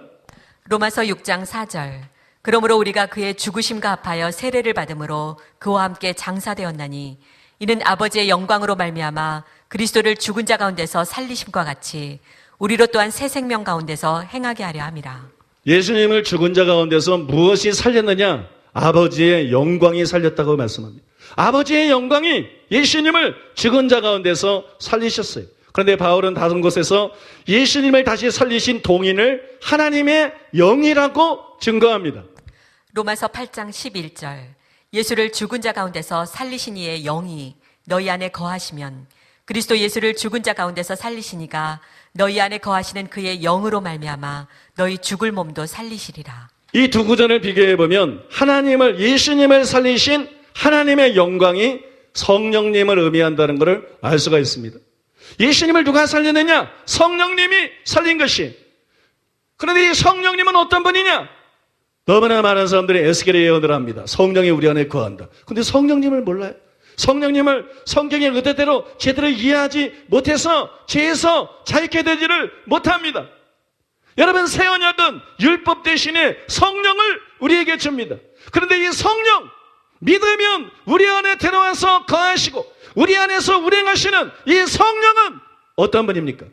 그것을 여러분 다음 두 구절이 보여주는 것이에요. 고린도전서 6장 14절 하나님이 주를 다시 살리셨고 또한 그의 권능으로 우리를 다시 살리시리라. 고린도후서 13장 4절 그리스도께서 약하심으로 십자가에 못 박히셨으나 하나님의 능력으로 살아계시니 우리도 그 안에서 약하나 너희에게 대하여 하나님의 능력으로 그와 함께 살리라. 여러분 성령은 어떤 분입니까? 성령은 하나님의 능력이에요. 지금 무슨 말하는지 따라오고 계세요? 아버지의 영광이 예수님을 살렸는데 로마서 8장 11절에 보면 성령이 살렸다. 아버지의 영광은 성령을 말하는 거예요. 방금 저희가 드린 말씀에 보면 하나님의 권능이 살렸다 그래요. 하나님의 능력이 살렸다 그래요. 여러분 아버지의 영광은 성령을 뜻하는 것이고 성령은 하나님의 권능입니다. 성령은 하나님의 능력입니다. 여러분들에게 예수님을 믿을 때 하나님의 권능이 여러분 속으로 들어온 것이에요. 하나님의 능력이 여러분 안으로 들어온 것입니다. 여러분 성령은 바울이 에베소 1장 19절에서 말한 믿는 자에게 베푸신 지극히 큰 능력이십니다. 그 다음에 여러분 성령은 그 다음 구절과 빌립보서 3장 10절이 밝히는 것처럼 우리가 며칠 전에 살펴본 대로 부활의 권능이십니다. 여러분 성령은 하나님의 능력이에요. 성령은 더 구체적으로 말하면 하나님의 능력은 하나님의 능력인데 부활의 권능입니다. 이게 구체적으로 어떤 의미냐? 여러분 성령은 우리의 죽은 영을 다시 살리는 영이라는 것입니다. 성령은 우리에게 새 생명을 주는 영이라는 것입니다. 여러분 무엇이 고양이를 고양이 되게 합니까? 무엇이 강아지를 강아지 되게 합니까? 무엇이 새를 새 되게 합니까? 생명이 그렇게 하는 것입니다. 성령은 우리를 살아나게 하시고 죽었는데 똑같은 존재로 살아나는 것이 아니라 성령은 우리에게 새 생명을 주십니다. 성령은 우리에게 새 생명을 주시는데 하나님의 생명을 줍니다. 하나님의 생명을 줍니다. 그래서 하나님의 자녀가 되게 합니다. 하나님처럼 살 수 있게 합니다. 그것이 여러분 성령인 것이, 이것이 여러분 성령의 권능이라는 의미인 것입니다. 부활의 권능이라는 의미인 것이, 성령이 우리 속에 들어올 때 우리의 죽은 영이 성령의 권능으로 살아나는 것입니다. 성령이 우리 안에 들어올 때 성령의 그 권능에 의해서 우리에게 새 생명이 주어지는 것입니다. 이전 것이 지나가고 새로운 피조물이 되는 것입니다. 그래서 여러분 하나님 말씀대로 살 수 있게 만들어 주는 것이에요. 에스겔이 예언한 것이 바로 이것입니다. 이걸 알고 그 구절을 다시 들어보시기 바랍니다. 에스겔 36장 27절. 또 내 영을 너희 속에 두어 너희로 내 율례를 행하게 하리니 너희가 내 규례를 지켜 행할지라. 여러분 이 말씀의 의미가 지금까지 설명해 드린 것이, 그러니 여러분 예수님의 피도 우리에게 절대적으로 필요하지만 성령님도 우리에게 절대적으로 필요한 것입니다. 복음을 전할 때, 새 언약 안에서 말할 때 예수님의 십자가 보혈 공로만 말하는 것은 반쪽만 전하는 것입니다. 성령의 거듭나게 하는 능력에 대해서 말해야 되는 것입니다. 성령의 자격에 대해서, 성령의 권능에 대해서 말해야 되는 것입니다.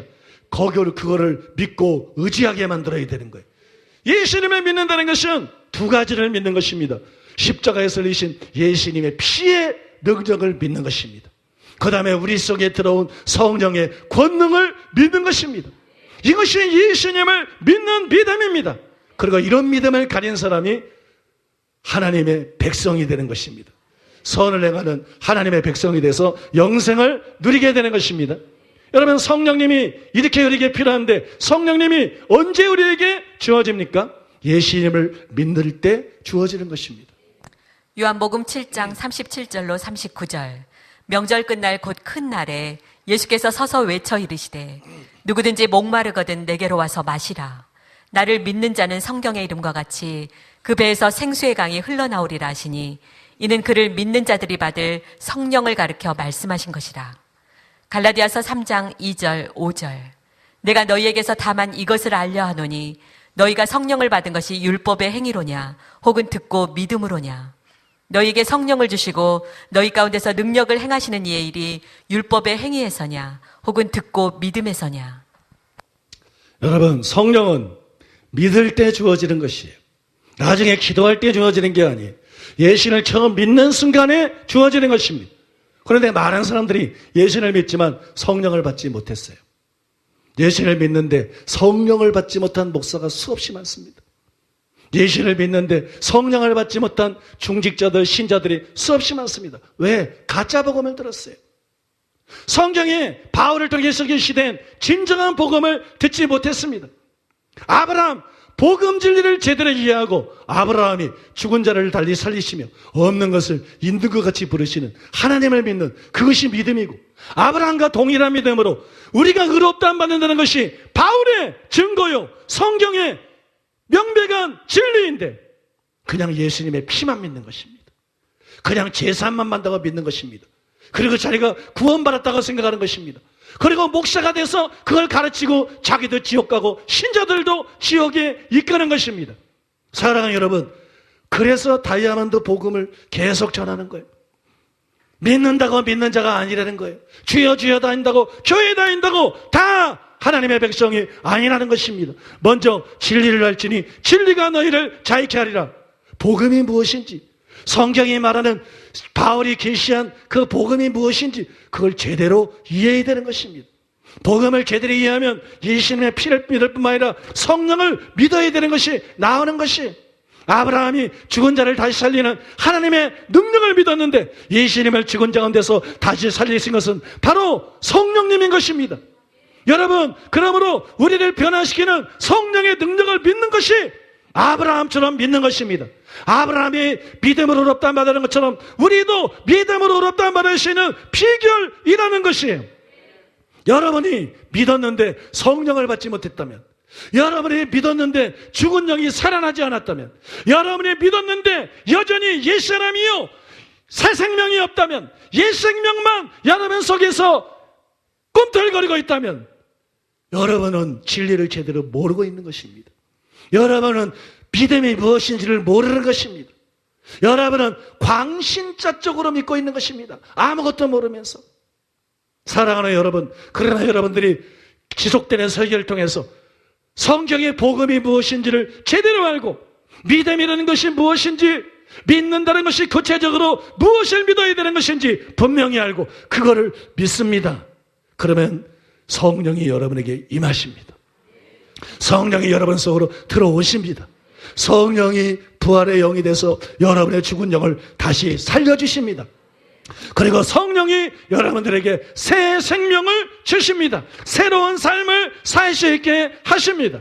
그러면 여러분, 신자가 되었다는 것은 너희는 예수님을 임금과 구주로 영접하고 그때부터 너희가 결심하고 노력해서 죄를 이기고 하나님 말씀대로 살아라, 이것이 아닌 것이. 이것이 아닙니다. 기독교인이 되었다는 것은 이것이 아닙니다. 이런 명령하에 있는 것이 아닙니다. 복음을 제대로 깨닫고 아브라함처럼 믿으면 죄를 이기고 하나님 말씀대로 사시는 성령의 능력이 주어지기 때문에 이제는 성령을 쫓아 살아가라. 이것이 신앙생활인 것입니다. 그래서 사도 바울이 너희는 성령을 쫓아 행하라, 그렇게 말한 것입니다. 보혈의 능력뿐만 아니라 성령의 능력을 믿으시기 바랍니다. 복음을 제대로 깨닫고 믿으면 그것은 여러분에게 실제입니다. 실제로 성령이 임하십니다. 실제로 성령이 권능으로 임하십니다. 실제로 여러분들에게 새 생명이 주어집니다. 믿습니까? 그러므로 여러분, 그 능력을 믿고 사시기를 바랍니다. 이것이 얼마나 놀라운 것인지를 요한의 진술을 통해서 설명하고 오늘 설교를 마치기를 원합니다. 요한일서 4장 4절. 자녀들아, 너희는 하나님께 속하였고 또 그들을 이기었나니 이는 너희 안에 계시니가 세상에 있는 자보다 크심이라. 여기 여러분, 세상이라는 말이 나옵니다. 세상은 흑암의 나라예요. 여기 세상에 있는 자라는 말이 나오는데 세상의 임금인 마귀를 뜻하는 것입니다. 이 세상에는 마귀가 있습니다. 사람만 있는 게 아닙니다. 이 세상에는 마귀가 있어요. 그 다음에 우리는 혼자 있는 게 아닙니다.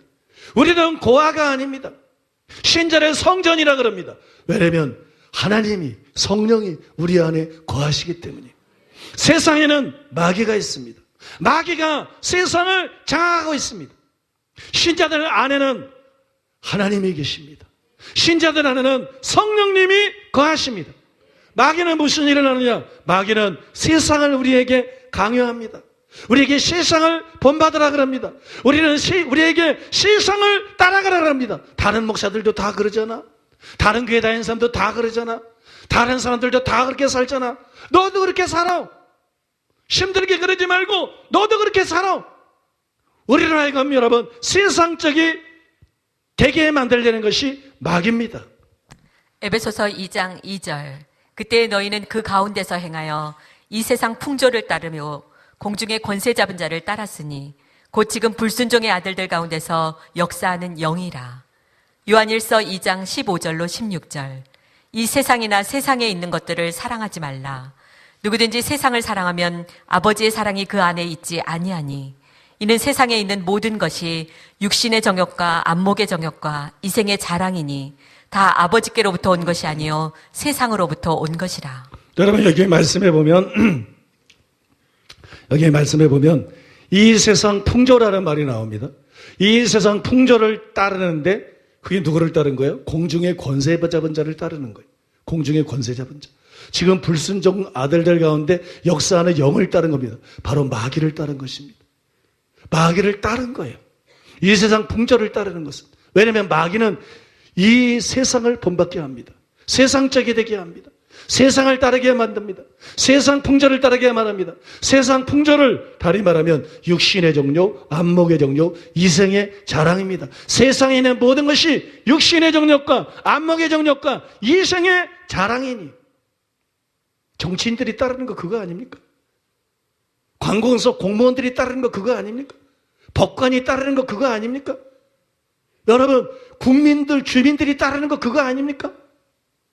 정치 목사들, 교계가 따르고 있는 거 그거 아닙니까, 여러분? 육신의 정욕, 안목의 정욕, 이생을 따르는 것이에요. 이것이 마귀의 역사입니다. 이게 마귀를 따르는 거예요. 이렇게 마귀를 따르는 사람들은 결국 마귀와 그 사자들을 위해 예비된 영영한 불로 들어가는 것이, 사람을 위해서 만든 것이 지옥이 아니지만 사람이 세상 풍조를 쫓으면서 육신의 정욕, 안목의 정욕, 이세력의 자랑을 쫓으면서 결국 공중권세 잡은 자를 따라갑니다. 그래서 마귀와 그 사자들을 위해 예비된 영영한 불, 지옥에 던져집니다. 이것이 인류의 운명입니다. 이것이 대한민국 국민의 운명입니다. 이것이 세계 절대 다수의 사람들의 운명입니다. 대통령 되면 뭐합니까? 재벌 되면 뭐합니까? 톱스타 되면 뭐합니까? 성공하면 뭐합니까? 여러분, 결국 그들을 기다리고 있는 것은 지옥의 영원한 불인데, 이 땅에서 순간 같은 삶을 행복하게 살면 뭐합니까? 여러분, 영원히 지옥의 불구덩이에서 뒹굴 것인데, 그래서 우리는 마귀를 따르면 안 되는 것이에요. 여러분, 세상에는 마귀가 있고 세상에 가면 마귀가 있고 사람들을 육신의 정욕, 안목의 정욕, 이생의 정욕으로 이끌어갑니다. 그 다음에 믿는 자 안에는 성령님이 거하십니다. 성령님은 우리를 의로 인도하십니다. 성령님은 우리를 거룩으로 인도하십니다. 성령님은 우리를 사랑으로 인도하십니다. 로마서 8장 4절. 육신을 따르지 않고 그 영을 따라 행하는 우리에게 율법의 요구가 이루어지게 하려 하심이니라. 갈라디아서 5장 16절, 22절로 23절. 내가 이르노니 너희는 성령을 따라 행하라. 그리하면 육체의 욕심을 이루지 아니하리라. 오직 성령의 열매는 사랑과 희락과 화평과 오래 참음과 자비와 양선과 충성과 온유와 절제니 이 같은 것을 금지할 법이 없느니라. 여러분들이 마귀를 따르고 있는지 성령을 따르고 있는지 분간할 수 있는 방법이 있습니다. 육체의 현저한 일들을 여러분들이 행하고 있다면 마귀를 따르고 있는 겁니다. 사랑과 실학과 화평과 오래 참음과 자비와 양성과 충성과 온유와 절제가 여러분의 삶과 인격에서 나타난다면 여러분은 성령님을 따르고 있는 것입니다. 지구에는 이 두 부류의 사람밖에 없습니다. 육체의 현저한 일을 행하는 사람, 성령의 열매를 맺는 사람, 공중권세 자부자인 마귀를 따르는 사람, 하나님의 성령을 쫓아가는 사람, 세상에게 속한 세상적인 사람, 하나님의 영에 속한 신령한 사람. 이 두 가지 중에 한 가지밖에 없어요. 세상은 불신자와 기독교인 둘로 나뉘는 것이 절대 아닙니다. 속지 마십시오. 불신자는 지옥 가고 신자들은 천국 가는 거 절대 아닙니다. 속지 마십시오. 세상에는 그런 종교 문제가 아닙니다. 세상에는 기독교는 종교가 아니고 생명입니다. 기독교는 종교가 아니고 능력입니다. 근데 기독교를 종교로 믿는 수많은 목사들이 있습니다. 수많은 증직자들이 있습니다. 수많은 신자들이 있습니다. 옛 언약 시대에 대제사장은 대제사장인데 마귀의 자식이었습니다. 장로들도 서기관도 바리새인도 새 언약 시대도 똑같습니다. 많은 목사들이 사실은 마귀의 자식이지 그 이상도 그 이하도 아닙니다. 많은 장로들이 전부를 말하는 것이 아니라 많은 장로들이, 많은 권사들이, 많은 예수 믿는다고 하는 자들이 사실은 마귀의 자식이지 그 이상도 그 이하도 아닙니다. 예수님도 요한복음 8장에서 예수를 믿는 유대인들에게 너희 아버지는 마귀라 그랬습니다. 너희가 나를 믿으니까 하나님의 자녀다 그러지 않았습니다. 너희 아버지는 마귀라 그랬습니다. 오늘날 여러분 교회 안에 목사들 중에도 교수들 중에도 정직자나 신자들 중에도 그런 사람들이 많아요. 기독교인이 된 데서 멈추지 마십시오. 기독교인이 된 데서 안심하지 마십시오. 여러분은 마귀를 따르는 자가 아니라 성령이 자기 안에 거하시고 성령을 따르는 자가 되십시오. 성령의 열매를 맺는 자가 되십시오. 그것이 여러분 선한 일에 열심하는 하나님의 친백성이라는 말의 의미인 것입니다. 여러분은 진짜가 되십시오. 믿습니까? 여기서 마지막으로 물어볼 것은 진짜 복음을 이해하고 아브라함처럼 하나님 복음에 나타난 하나님의 능력을 믿는 사람, 예수님의 피를 믿을 뿐만 아니라 복음에 나타난 하나님의 능력을 믿는 사람은 하나님의 능력이신 성령님이 그 안에 계십니다. 마귀가 세상에 있습니다. 성령님이 우리 안에 있습니다. 여기서 충돌이 일어납니다. 누가 이기겠습니까? 누가 세겠습니까? 여러분, 누가 세겠어요? 마귀의 힘을 너무 믿는 게 귀신론입니다. 뭐 성락교회니 무슨 세루살렘, 마귀의 힘을 지나치게 믿는 게 걸핏하면 귀신 들렸고 맨 귀신 쫓아야 되고, 그게 무슨 무당도 아니고 그게 부닥거리하는 게 신앙입니까? 자유가 없이 마귀의 힘을 지나치게 믿는 게 귀신론이에요. 마귀의 힘을 과대평가하지 마세요. 죄의 힘을 과대평가하지 마세요. 육신의 힘을 과대평가하지 마세요. 여러분, 우리는 육신과 싸워서 이길 수 있는 게 아닙니다. 우리는 하나님의 능력을 믿음으로 이기는 것입니다. 하나님의 은혜를 믿음으로 이기는 것입니다. 믿습니까? 성령을 믿고 의지함으로 이기는 것입니다. 성령을 믿으려고 그러면 성령을 제대로 평가해야 되고 그 능력을 알아야 됩니다. 정말 믿을 만하다는 걸 알아야 됩니다. 정말 우리가 의지할 만하다는 것을 알아야 됩니다. 마태복음 12장 28절에 보면 그러나 내가 하나님의 성령을 힘입어 귀신을 쫓아내는 것이면 하나님의 나라가 이미 너희에게 임하였느니라. 마귀가 셉니까? 성령이 셉니까? 성령이 훨씬 강하신 것이에요. 세상에는 우리를 죄짓게 만드는 유혹하는 자인 마귀가 있습니다. 그는 우리보다도 훨씬 강합니다. 그래서 우리가 아무리 결심하고 노력해도 죄의 유혹을 이길 수가 없는 것이에요. 그런데 믿는 자 안에는 우리의 연약함을 도와주시는 보혜사 성령님이 와서 거하십니다. 성령님은 마귀와 비교할 수 없을 정도로 강한 하나님의 능력입니다. 비역컨대 그 능력에 있어서 마귀가 갓난아이라면 성령님은 건장한 청년과도 같습니다. 마귀가 개미라면 성령님은 코끼리에 피할 수 있는 분입니다. 그래서 바울은 이렇게 말했습니다. 내가 내게 능력 주시는 자 안에서 모든 것을 할 수 있느니라. 마귀만 생각하지 마십시오. 죄만 생각하지 마십시오. 자신의 육신만 생각하지 마십시오. 하나님의 능력을 생각하십시오. 내게 능력 주시는 그분을 생각하십시오. 내게 들어오는 하나님의 부활의 능력을 생각하십시오. 내게 능력 주시는 자에서 모든 것을 할 수 있느니라. 이렇게 고백하시기 바랍니다. 여러분, 이 사실을 곱씹어서 생각해보고 믿음을 가지십시오. 믿음은 들음에서 나며 들음은 그리스도의 말씀으로 말미암습니다. 자꾸 들으십시오. 자꾸 읽으십시오. 자꾸 묵상하십시오. 자꾸 고백하십시오. 그러면 여러분 속에 믿음이 생겨나고야 맙니다. 여러분 속에 믿음이 생겨나고야 맙니다. 여러분, 아무리 크게 믿어도 문제가 되지 않는 지극히 큰 하나님의 능력을 믿으십시오. 한이 없는 하나님의 능력을 믿으십시오. 여러분이 죄와 싸우되, 여러분이 순종하되 절대로 혼자서 죄와 싸우지 마십시오. 절대로 혼자서 순종하려고 하지 마십시오. 그 능력을 힘입으십시오. 믿음으로서 그 능력을 힘입으십시오. 믿음으로서 그 은혜를 힘입으십시오. 그러면 승리는 여러분의 것입니다. 믿음으로 세상을 이기는 것이기 때문입니다. 믿음이 없이는 아무도 세상을 이길 수가 없기 때문입니다.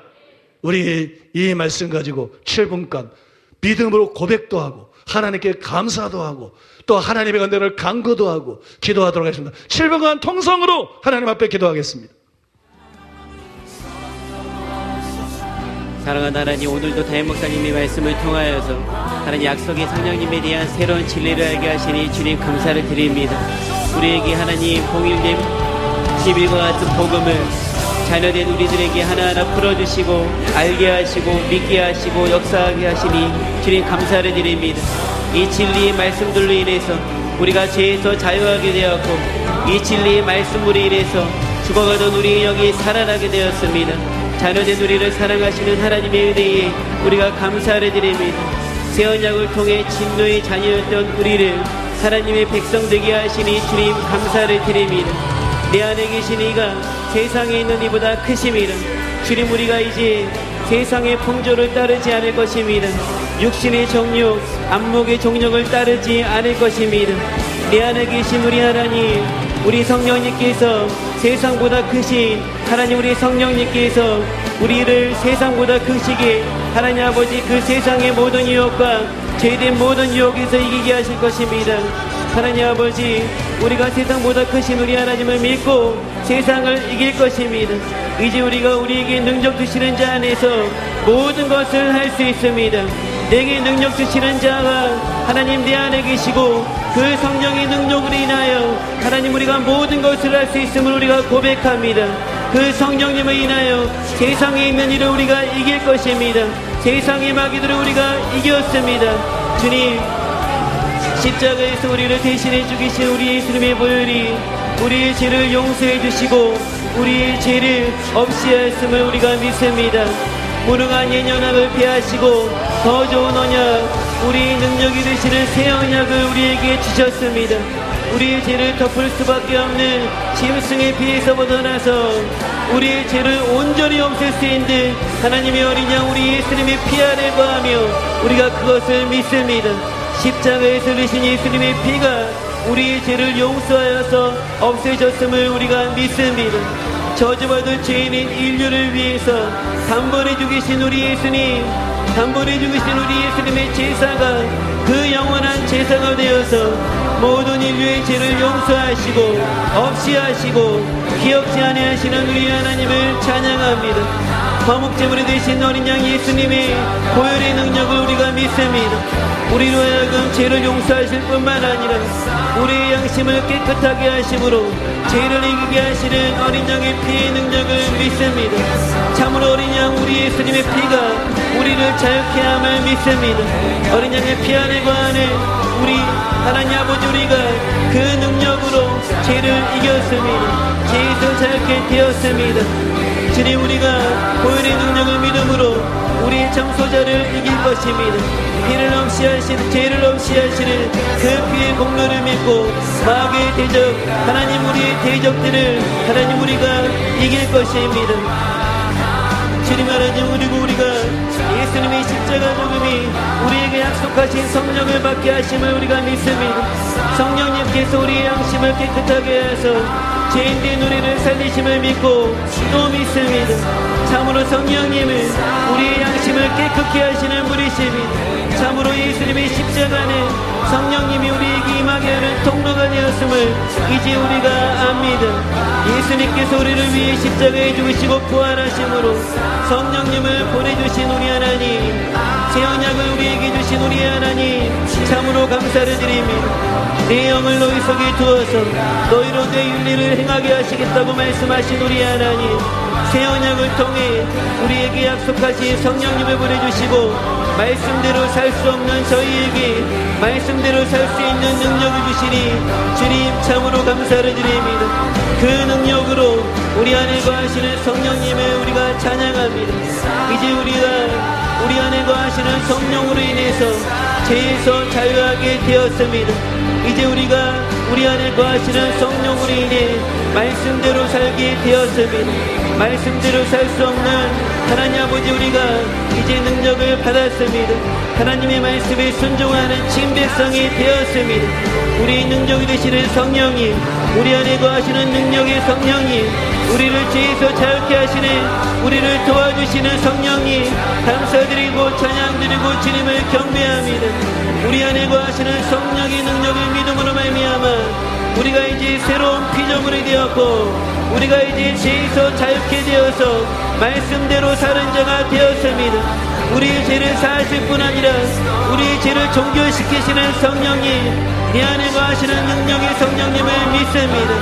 이제 무능한 율법을 폐하시고 능력의 성령을 주셔서 죄를 이기고 승리하게 하시니 감사를 드립니다. 이제 우리가 그 성령님을 쫓아서 행할 것입니다. 예수님을 죽은 자 가운데서 살리신 성령님께서 우리 또한 살리실 것입니다. 하나님의 권능이신 성령님, 하나님의 능력이신 성령님이 우리 안에 계십니다. 우리 안에 거하시는 능력의 성령님이 우리 죽을 영을 다시 살리셨음을 믿습니다. 우리에게 새 생명을 주었음을 믿습니다. 이제 이전 것은 지나갔으니 보라 새 것이 되었도다. 하나님, 우리가 이제 새 피조물이 되어서 새 생명을 가지고 하나님이 되어서 우리 영이 살아났음을 우리가 믿습니다. 하나님, 우리를 자유케 하시는 능력의 복음을 하나님 아버지 알지 못하여서 죄 가운데 여전히 거하고 지옥에 가는 수많은 자칭 기독교인들을 우리가 하나님 믿습니다. 하나님, 그들을 불쌍히 여겨 주시옵소서. 하나님, 우리를 불쌍히 여겨 주시옵소서. 하나님 아버지 사랑하는 하나님, 예수님의 십자가 보혈을 믿고 죄용서만 받으면 된다는 한국교회의 편만에 있는 왜곡된 진리를 무너뜨려 주시옵소서. 우리의 죄를 정결시키시는 성령의 능력에 무지한 하나님, 많은 자들을 용서해 주시고 하나님, 우리를 불쌍히 여겨주시고 하나님의 진리의 복음, 능력이 되시는 이 복음, 성령의 능력, 하나님이 모든 우리를 살리시는 이 능력의 복음이 퍼져나감으로 말미암아 하나님, 한국 독일을 살리고 모든 크리스천들을 살림으로 능력으로 죄에서 자유케 될 수 있도록 주여 임하시고 함께하여 주시옵소서. 주님, 우리를 불쌍히 여기시고 우리와 함께하여 주시옵소서. 감사합니다. 이 모든 말씀을 귀하신 예수 그리스도의 이름으로 기도드립니다. 아멘. 이제 담임 목사님 나오셔서 드림 예물 위해서 기도해 주시고 축도로 일부 예배 마치겠습니다. 우리가 부흥회를 한 번씩 하기는 해야 되는데요. 강사가, 초청할 만한 강사가 없어요. 우리가 세계적인 강사들을 초청을 해봐도 기대에 많이 못 미치기 때문에 성도들이 이제 웬만한 강사 불러봤자 기대도 안 하고 모이지도 않고, 그렇다고 교회가 이제 집회가 전혀 없이 가면 너무 심심하잖아요. 그래서 강사가 없기 때문에 이제는 자체 성회를 할 수밖에 없는데, 우리 교회 목사님들이 참 훌륭한 분들이 많기 때문에 근데 계속 사역자 학교를 하다가 하면 배가 고파서 안 모여요. 정글의 법칙에 보면 다 맛있게 먹잖아요, 배고프니까. 그래서 한 달간 굶겨 놓고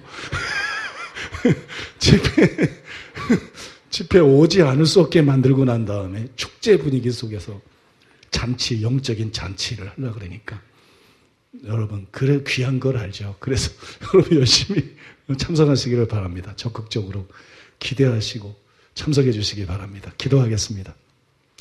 고마우신 하나님, 주님의 은혜와 주님의 사랑을 생각할 때 감사드립니다. 주님, 예수님을 임금과 구주로 세우시고 예수님의 임금과 구주로 영접하고 이제 너희 힘으로 결단하고 노력해서 말씀대로 살아라. 이게 기독교가 아닙니다. 예수님의 임금과 구주로 세우시고 하나님의 말씀대로 살 수 있게 하는 새 생명을 주시는 성령님을 우리에게 주시고 성령을 쫓아 행하라. 이게 기독교입니다. 너희가 결단하고 노력해서 살려는 게 아니고 성령을 쫓아 행하라. 이것이 기독교입니다. 그 성령을 믿고 의지하고 성령을 쫓아 행함으로써 성령의 9가지 열매를 풍성하게 맺는 삶, 너희는 그 나라를 빼앗기고 그 나라의 열매 맺는 백성이 받으리라 말씀하신 것처럼 이것이 진정한 기독교입니다. 아버지, 여기 모인 모든 사람들이 복음을 제대로 들었사오니 이제 아브라함과 같은 믿음을 가짐으로써 성령을 받고 성령을 쫓아가는 삶을 살아가게 하여 주시옵소서. 성령의 열매 맺는 하나님의 백성들 다 되게 하여 주시옵소서. 주님의 은혜에 감사해서 하나님 앞에 예물을 드렸습니다. 제일헌금과 11조와 감사헌금과 건축헌금과 그 예의 예물을 드렸습니다. 영광받아 주시옵소서. 높임받아 주시옵소서. 우리가 가진 모든 것이 주의 것입니다. 모든 것이 주의 은혜입니다. 우리는 청직입니다. 주님, 주님을 찬양합니다. 주님을 경배합니다. 주님을 높여드립니다. 예물로도 주님을 예배합니다. 주님 영광받아 주시옵소서. 주님 높임받아 주시옵소서. 말씀의 각에서 예수님의 이름으로 성도들을 축복합니다. 아브라함의 복을 부어 주옵소서. 재물 얻을 능력을 주옵소서. 심은 대로 풍성하게 거두게 하여 주시옵소서. 주님, 약속하신 성령을 부어 주시옵소서. 죽은 영들이 다 살아나게 하여 주시옵소서. 새 생명이 주어지게 하여 주시옵소서. 이제는 승리하는 사람으로 모든 성도들이 바뀌고 변화되게 하여 주시옵소서. 성령을 지금 부어 주시옵소서. 성령의 권능을 지금 부어 주시옵소서. 지금 살려 주시옵소서. 지금 새 생명을 주시옵소서. 지금 변화시켜 주시옵소서. 이전 것은 다 지나가게 하시고 새로운 피조물, 하나님 선한 일에 열심하는 친백성들 다 되게 하여 주시옵소서. 예수님의 이름으로 축복하며 기도하옵나이다. 아멘. 지금은 우리 주 예수 그리스도의 은혜와 하나님 아버지의 사랑과 성령님의 교통하심이 거룩한 죄를 맞이하여 주님을 예배하고 돌아가는 살아가는 성도들의 심령 위에, 가족과 자녀와 사업 위에, 몸된 교회와 서울 시민과 북녘 땅의 굶주린 동포들 위에, 이스라엘과 열방들 위에 이제로부터 영원토록 함께 있을지어다. 아멘.